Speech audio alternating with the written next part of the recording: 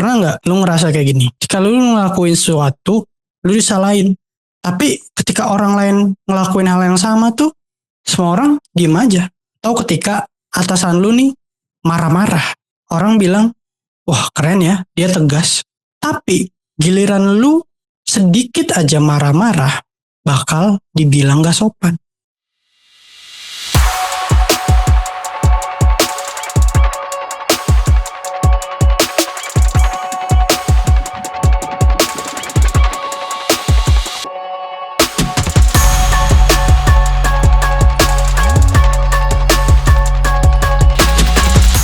Itu namanya double standard. Sebuah ukuran ganda yang bikin kita bertanya-tanya. Sebenarnya keadilan itu masih ada nggak sih? Karena kalau kita pikir-pikir ya, double standard tuh udah kayak nafas di tengah masyarakat kita. Kadang kita nggak sadar, tapi dampaknya tuh berasa banget. Kita tuh tumbuh dalam sistem sosial yang ngasih label dan ekspektasi yang beda-beda. Tergantung siapa nih yang ngelakuin. Contoh paling sering, ketika orang populer yang bikin salah, publik tuh bisa cepat banget memaafkan. Tapi kalau orang biasa yang salah, semua mata langsung menghakimi dia. Masalahnya ini bukan cuma soal moralitas, tapi juga soal konsistensi akan sebuah nilai. Kita cuma bilang pengen adil, pengen keadilan, tapi seringkali keadilan itu disesuaikan dengan siapa yang sedang diadili. Gue punya pengalaman ketika gue kuliah yang berkaitan sama double standard ini. Jadi ada dua temen gue yang sama-sama ngumpulin tugas nih. Yang satu tuh dikenal rajin. Nah yang satu lagi nih dikenal biasa aja. Nggak rajin, nggak bandel banget ya, biasa aja gitu. Mahasiswa pada umumnya. Si dosen bilang ke yang rajin ini, oh mungkin kamu sibuk ya minggu ini, gak apa-apa deh, besok kumpulin aja. Nah tapi giliran ke yang biasa-biasa aja, dosennya tuh ngomong, kamu kok gak disiplin banget sih? Udah dikasih waktu kok, masih telat aja ngumpulin tugas. Padahal situasinya sama. Dua orang ini sama-sama telat ngumpulin tugas. Tapi kenapa reaksi dosennya tuh bisa beda? Yang membedakan ternyata cuma persepsi orang terhadap mereka ini. Yang satu karena dianggap rajin banget gitu ya. Yang satu karena dianggap biasa banget. Makanya timbullah perkataan-perkataan seperti tadi. Itu momen pertama kali ya. Dimana gue sadar. Ternyata orang tuh sering menilai bukan berdasarkan fakta yang ada. Tapi berdasarkan siapa yang melakukannya. Dan dari situ gue mulai menjadi orang yang lebih peka ya. Bahwa double standard itu bukan cuma soal gender atau status sosial, tapi juga soal persepsi dan bias dari seorang manusia. Dan ternyata double standard ini punya banyak bentuk di dalam kehidupan kita. Yang gue temui itu ada sekitar 4 bentuk double standard yang ternyata banyak nih terjadi di kehidupan kita sehari-hari. Bentuk yang pertama itu udah pasti dalam gender. Cowok tuh dianggap harus kuat, gak boleh nangis. Cewek tuh dianggap lembut, sopan. Kalau galak dikit dibilang kayak cowok gitu ya. Padahal dua-duanya sama-sama manusia, sama-sama punya emosi dan sah-sah aja gitu ya. Tapi karena adanya double standard ini jadinya udah kebentuk seperti itu gitu ya. Double standard yang kedua itu dalam pekerjaan. Misalkan atasan tuh bisa salah dan dimaafkan. Tapi karyawan biasa nih salah dikit aja langsung diomelin gitu. Bahkan nggak jarang bisa jadi langsung dikeluarin gitu. Padahal lagi-lagi ini hal yang sama gitu. Cuma yang membedakan adalah siapanya gitu.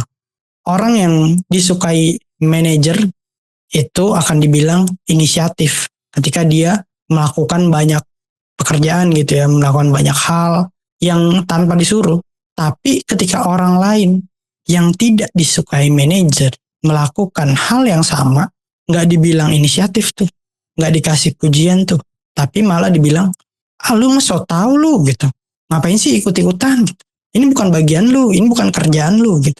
Yang ketiga itu double standard dalam media sosial. Contoh kayak ketika selebgram ngepost hal yang personal, itu netizen akan menganggap, wah real banget ya, jujur banget ya, keren ya gitu. Tapi kalau orang biasa nih yang ngepost hal yang sama, itu netizen bakal bilang, lu caper banget sih, apaan sih, norak banget sih. Ngapain sih hal-hal personal kayak gini di-share? Berbanding terbalik kan? Atau kayak kita tuh lupa bahwa validasi itu seringkali berpihak pada siapa yang punya influence, bukan siapa yang jujur. Dan yang keempat, double standard dalam agama dan moralitas. Contoh kayak ada orang nih yang udah dapet label alim. Contoh kayak ini ada satu orang yang udah dapet label alim gitu ya. Nah, dengan dapet label alim itu membuat dia punya kesempatan untuk melakukan pelanggaran-pelanggaran gitu ya. Yang justru berbanding terbalik dengan julukan alim ini. Dan reaksi orang ketika seorang alim ini melakukan pelanggaran yang justru menganulir kata alimnya ini sendiri, itu orang akan bilang, namanya juga manusia gitu. Manusiawi lah inilah gitu. Orang kan bisa salah. Itu ketika si orang alim yang melakukan kesalahan gitu. Tapi kalau orang biasa aja yang tidak dianggap alim gitu ya, melakukan kesalahan kecil aja, itu bakal langsung, dijudge. Gimana sih iman lu kok cetek banget? Gimana sih lu kok beragama kayak gak serius gitu. Banyak nyinyiran-nyinyiran gitu. Dan keadilan secara moral itu jadi tergantung juga sama status sosial dan image dari seseorang. Makanya kita juga harus tahu nih, kenapa double standard tuh bisa terjadi gitu. Jadi ternyata ada beberapa hal yang bikin double standard nih bisa kejadian di lingkungan atau kehidupan kita sehari-hari. Yang pertama, ini klasik banget ya, bias kognitif atau bias kognitif. Karena otak manusia tuh suka mencari pola yang cepat. Kita cenderung menilai berdasarkan asosiasi yang udah tertanam di kepala kita. Misalnya, cowok sama dengan kuat, cewek sama dengan emosional. Ini yang bikin kita tanpa sadar menerapkan standar ganda atau double standard. Yang kedua, kebutuhan sosial akan dominasi. Di masyarakat yang hierarkis, kita terbiasa melihat kekuasaan tuh sebagai penentu benar atau salah. Nah, orang di posisi yang tinggi itu bisa menentukan standarnya sendiri. Tapi orang yang di bawah nih, itu cuma bisa patuh gitu. Gak bisa menentukan standarnya sendiri. Yang ketiga, budaya image over integrity. Di era digital sekarang ini, penampilan dan citra itu lebih sering menjadi tolak ukur dibandingkan niat atau emang proses gitu. Selama kelihatan baik, orang bakal cenderung dimaafkan. Selama kelihatan salah, meski faktanya belum jelas, orang itu udah dihukum duluan. Makanya ada istilah, orang ini mah fit the profile nih gitu. Kayak misalkan, contoh, ada satu kasus pencurian. Ini udah mencuat lah kemana-mana pencuriannya, taruhlah 50 gram emas gitu. Kasusnya udah terkuak, tapi tersangkanya masih dicari nih. Sementara ada 2 orang yang dicurigai. Satu orang nih penampilannya rapih, terkenal suka memberi gitu ya. Mobilnya bagus, rumahnya besar. Nah, yang satu orang lagi yang dicurigai nih biasanya pakaiannya lusuh, memang tidak terlalu kaya gitu ya. Bahkan sering ngutang gitu. Menurut kalian mana yang akan lebih dicurigai sebagai tersangka? Kemungkinan besar pasti yang kedua gitu ya. Yang tidak terlalu kaya tadi. Nah, itulah yang dimaksud image over integrity. Yang keempat itu rasa takut untuk berbeda gitu. Takut untuk punya pendirian sendiri. Takut untuk punya prinsip sendiri. Kadang orang tuh takut mempertahankan prinsipnya. Karena takut dianggap aneh kalau menentang stigma atau prinsip yang udah ada gitu. Misal kalau lu bilang cowok tuh boleh nangis, pasti akan ada yang langsung bilang, lu mah lembek gitu, lu mah bukan cowok. Tapi kalau nggak ada yang mulai melawan standar ganda itu, kapan berubahnya? Nah terus apa sih dampak dari double standard terhadap mental dan sosial? Jadi double standard itu ternyata diam-diam ya, bisa ngelukain banyak orang. Dan bukan cuma itu, double standard ini juga bisa bikin rasa nggak adil tuh tumbuh. Orang tuh jadi skeptis sama sistem sosial dan kehilangan nih kepercayaan kepada yang namanya keadilan.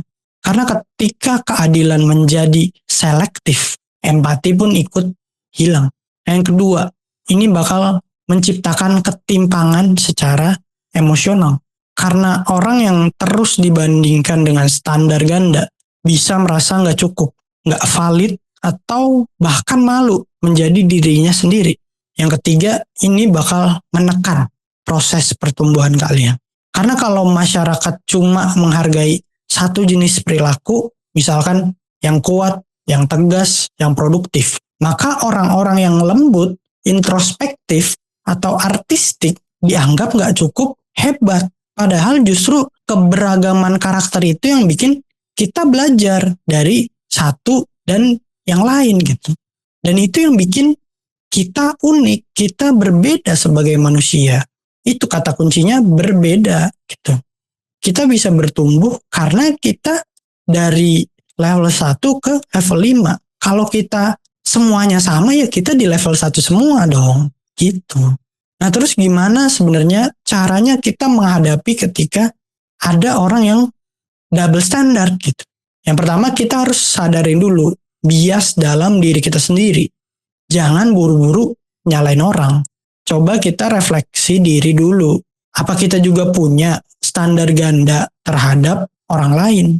Misalkan, apa lu lebih gampang maafin temen lu, tapi lebih keras ke diri lu sendiri?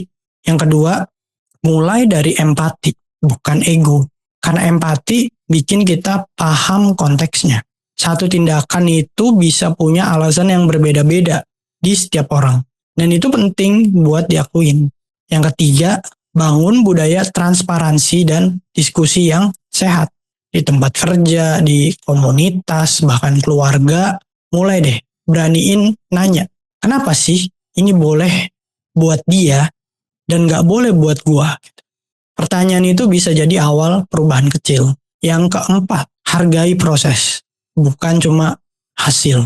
Karena banyak standar ganda tuh muncul dari obsesi tentang hasil.